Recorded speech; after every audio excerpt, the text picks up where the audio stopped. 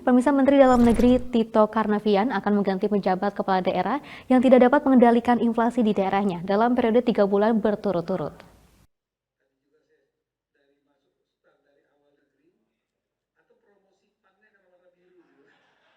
Menteri Dalam Negeri Tito Karnavian menegaskan akan mengganti pejabat kepala daerah yang tidak dapat mengendalikan inflasi di daerahnya dalam periode 3 bulan berturut-turut. Tito menjelaskan jumlah pejabat kepala daerah akan mencapai 170 orang pada tahun ini atau naik dari 105 daerah yang dipimpin pejabat.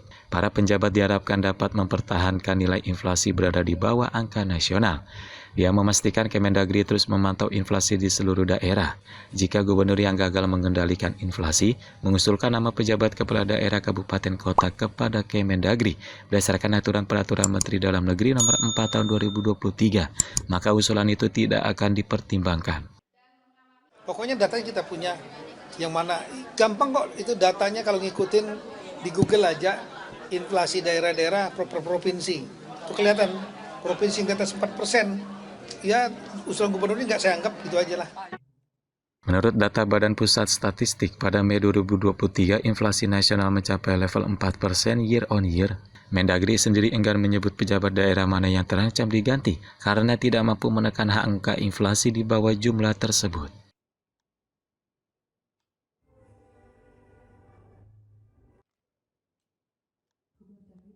Pemirsa, dalam rangka pengendalian harga pangan menjelang Idul Adha, pemerintah meluncurkan gerakan pangan murah di 342 titik di lebih dari 300 kabupaten seluruh kota Indonesia.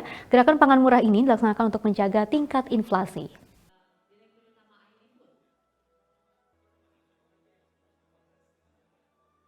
Pemerintah meluncurkan gerakan pangan murah di bawah kendali Badan Pangan Nasional atau Bappenas yang bergerak di 342 titik di seluruh Indonesia.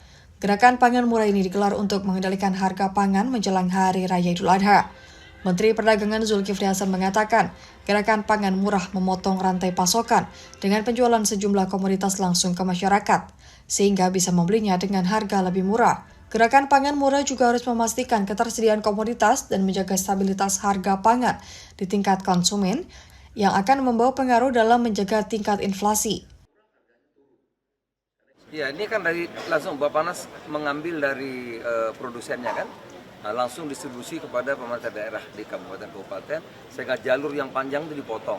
Jadi kalau ada harga yang inflasi tinggi di situ daerah, maka gerak ini bisa berada di situ, dan demikian saya kira bisa mengendalikan inflasi.